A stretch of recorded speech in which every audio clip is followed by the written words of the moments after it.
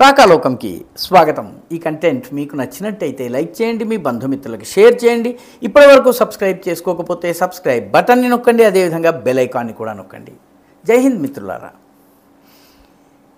ఇటీవలి కాలంలో జరిగినటువంటి 3 ప్రధాన యుద్ధాలు, ఒకటి యుక్రెయిన్కి రష్యాకి మధ్య జరుగుతున్నటువంటి యుద్ధము, రెండవది ఇజ్రాయెల్ వెస్ట్ ఏషియాలో జరుగుతున్నటువంటి యుద్ధము, మూడవది ఆపరేషన్ సింధూర్ పేరిట భారత పాకిస్తాన్ల మధ్య జరిగిన 5 రోజుల ఫైట్. ఈ 3 ఫైట్లలో గుణపాఠం ఒకటే: స్వదేశీ ఆయుధాలు, సొంత టెక్నాలజీ, దేశం లోపల ఆయుధాల ఉత్పాదన, ఆయుధాల టెక్నాలజీ, ఆయుధాలు వెపన్ సిస్టమ్స్కి సంబంధించిన టెక్నాలజీని సొంతంగా వికసింపజేసుకున్నటువంటి దేశాలది పైచేయింది.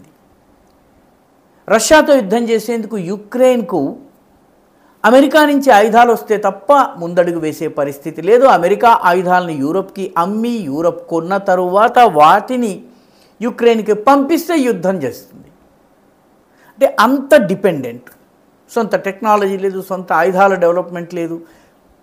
వెస్ట్ ఏషియాలో కూడాను అదేవిధంగా సొంత టెక్నాలజీతోటి సొంతంగా డెవలప్ చేసినటువంటి డ్రోన్ సిస్టమ్స్ కావచ్చును, anti air attack defence systems కావచ్చు, వీటి ఆధారంగా ఇజ్రాయెల్ ముందుకు వెళ్ళింది.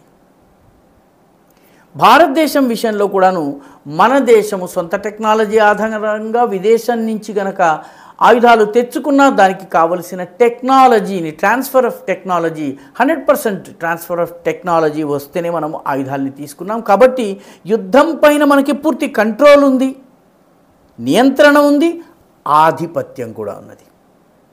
కంట్రోల్తో పాటు మనకి కమాండ్ కూడా ఉన్నది. పాకిస్తాన్ని చూడండి. పాకిస్తాన్ ఎగరేసినటువంటి ప్రతి విమానము అయితే అమెరికాది లేకపోతే చైనాది, వేసినటువంటి ప్రతి మిసైల్ అయితే అమెరికాది లేకపోతే చైనాది, ఉపయోగించినటువంటి ప్రతి తుపాకీ తూట అయితే అమెరికాది లేకపోతే చైనాది. స్థానికంగా పాకిస్తానీ ఆర్మీ చాలా ఫ్యాక్టరీలు నడిపిస్తుంది, చాలా కర్మాగారాలు నడిపిస్తుంది. బ్రా నుంచి బన్ దాకా, బ్రెడ్ దాకా అన్నిటినీ అమ్ముతుంది, తయారు చేస్తుంది. కానీ ఆ యుద్ధానికి పనికొచ్చే ఒక్క వస్తువు తయారు చేయలేదు. సొంత టెక్నాలజీ చాలా అవసరం. ఈ దిశగా భారతదేశము గత 1 వారం లోపల 3 రకాల వెపన్ సిస్టమ్స్ని పరీక్షించింది. 1 వారం లోపల 3 రకాల వెపన్ సిస్టమ్స్ని చాలా విజయవంతంగా, సఫలతాపూర్వకంగా ప్రయోగించింది.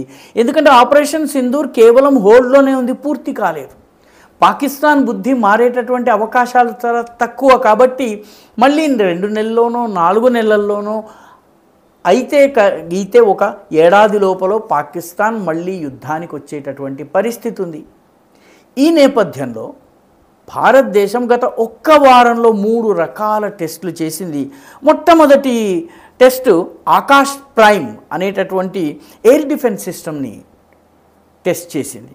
ఈ ఆకాష్ ప్రైమ్ ఇది బుధవారం నాడు చేసింది.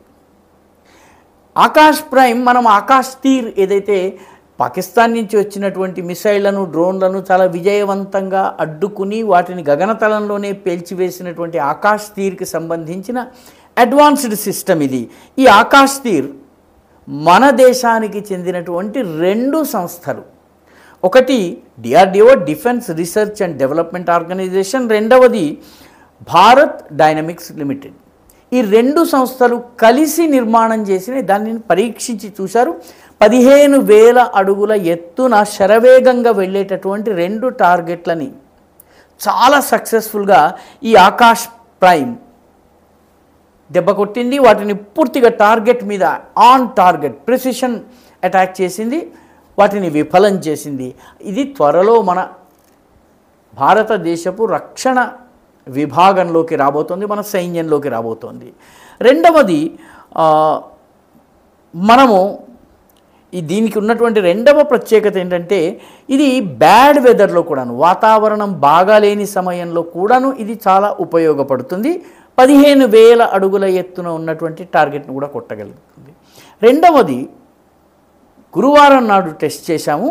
మన దేశానికి చెందినటువంటి పృథ్వీ-2 అంటే 250 కిలోమీటర్ల దూరంలో ఉన్నటువంటి ప్రత్యర్థి టార్గెట్ పైన దాడి చేయగలదు. అదేవిధంగా అగ్ని-1ని కూడా టార్గెట్ చేశారు. అగ్ని-1 700 నుంచి 900 కిలోమీటర్ల దూరం వరకు వెళ్ళి టార్గెట్లని చాలా సక్సెస్ఫుల్గా కొట్టొచ్చింది. ఈ రెండు నిజానికి అగ్ని కావచ్చు, పృథ్వీ కావచ్చు, మన సైన్యంలో ఇప్పటి వరకు ఉన్నాయి. కానీ ఇప్పుడు ఈసారి చేసినటువంటి పృథ్వీ-2 కానీ అగ్ని-1 కానీ వీటికి ఇవి న్యూక్లియర్ ఎనేబుల్డ్. అంటే ఒకవేళ పరమాణు యుద్ధపు స్థితే దాపురించినట్టయితే అణ్వాయుధాలను కూడా ప్రయోగించి టార్గెట్లను ధ్వంసం చేయగలిగేటటువంటి సామర్థ్యం ఉన్నవి. ఈ మూడిటిని ఒకటి బుధవారం నాడు, రెండింటిని గురువారం నాడు టెస్ట్ చేయడం జరిగింది. సరిగ్గా ఈ వారంలోనే 2 కీలకమైనటువంటి రక్షణ ఒప్పందాలు చేసుకున్నారు. ఈ రక్షణ ఒప్పందాలు కూడా అమెరికా ఒత్తిడికి తలొగ్గో ఇంకొకరికి తలొగ్గో మనం చేయలేదు. మన ప్రయోజనాలని, మన మంచి మిత్రులని దృష్టిలో పెట్టుకుని, మనకు సహాయం చేస్తున్న వాళ్ళని, మనతో కలిసి నడుస్తున్న వాళ్ళని దృష్టిలో పెట్టుకుని చేశాము. రెండవది వాళ్ళ నుంచి technology transfer of technology TOT ఇది కూడా పూర్తిగా జరిగే విధంగా మనం ఒప్పందం చేసుకున్నాం. మొట్టమొదటి ఫ్రాన్స్కి చెందినటువంటి సాఫ్రాన్ అనే కంపెనీ దీంతో జెట్ ఇంజన్ని తయారు చేసేందుకు, అదేవిధంగా AMCA అనేటటువంటి వెపన్ సిస్టమ్ ఉంది. ఆ AMCAకి కావలసినటువంటి ఇంజన్ తయారీలో ఫ్రాన్స్తో మనము ఒప్పందం కుదుర్చుకున్నాము. ఈ సాఫ్రాన్ కంపెనీ మనకి ఇంజన్స్ని ఇవ్వడమే కాదు, ఆ ఇంజన్లకు కావలసిన టెక్నాలజీ ఇచ్చి మన దేశంలోనే లాంగ్ టర్మ్లో ఉత్పాదన చేసేందుకు అంగీకరించింది. రెండవ ఒప్పందము మనం అంతకు గుర్తుండే ఉంటుంది, అంతకు ముందు మనము అమెరికాకి చెందినటువంటి జనరల్ ఎలక్ట్రిక్ తోటి ఒప్పందం చేసుకున్నాము. వాళ్ళు మనకి కొన్ని సిస్టమ్స్ సప్లై చేయాలి. 2 సంవత్సరాలు ఆలస్యం చేశారు. కాబట్టి ఆ తప్పిదము చేయదలుచుకోలేదు. ఇప్పుడు మనము రఫాల్ విషయంలో మనకి సహకరించినటువంటి ఫ్రెంచ్ కంపెనీ అయినటువంటి, ఫ్రెంచ్ దేశానికి చెందిన కంపెనీ అయినటువంటి సాఫ్రాన్ని తీసుకుంటున్నాం. అదేవిధంగా మనము రష్యాతోటి కలాష్నికోవ్ గన్స్ని తయారు చేసేందుకు దానికి సంబంధించినటువంటి ట్రాన్స్ఫర్ ఆఫ్ టెక్నాలజీ ఈ రెండింటినీ చేసేందుకు రష్యాతో ఒక ఒప్పందం కుదుర్చుకున్నాము. అంటే సరిగ్గా ఒక వారం రోజుల లోపల మనము 3 ఆయుధాలను టెస్ట్ చేశాము. 2 రక్షణపరమైనటువంటి TOT ట్రాన్స్ఫర్ ఆఫ్ టెక్నాలజీతో కూడినటువంటి రక్షణ ఒప్పందాలు చేసుకున్నాము. ఎందుకు? రానున్న రోజుల్లో ఈ దేశపు ఆర్మీ అన్ని రకాల పరిస్థితులకు సన్నద్ధంగా ఉండేందుకు నిత్య జాగరూకత కోసము, నిత్య సిద్ధత కోసము మనం చేస్తున్నటువంటి ప్రయత్నం ఇది. యుద్ధం ఎప్పుడైనా రావచ్చు, ఏ రూపంలోనే రావచ్చు. కాబట్టి మన తయారీ మనకు ఉండాలన్నటువంటి ఆలోచనతో మనం ఇవి చేయటం జరుగుతోంది. యుద్ధంలో చాలా కీలకమైనటువంటి మార్పులు వస్తున్నాయి. ఇప్పుడున్నటువంటి యుద్ధ సరళిలో మనకి బాంబర్స్ వంటి అతిపెద్ద యుద్ధ సాధనాలు కావాలి, డ్రోన్స్ వంటి అతి చిన్న యుద్ధ సాధనాలు కావాలి.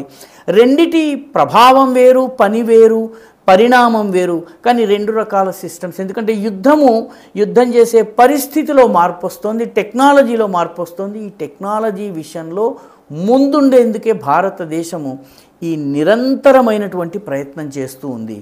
విదేశాలపైన ఆధారపడినట్టయితే సరిపోదు. స్వదేశీ టెక్నాలజీ, స్వదేశీ ఉత్పాదన, మ్యానుఫ్యాక్చరింగ్, మేక్ ఇన్ ఇండియా ఆధారంగా డిఫెన్స్ రంగంలో మేక్ ఇన్ ఇండియా ద్వారా మనం మార్పు తేవాలనుకుని ప్రయత్నం జరుగుతోంది.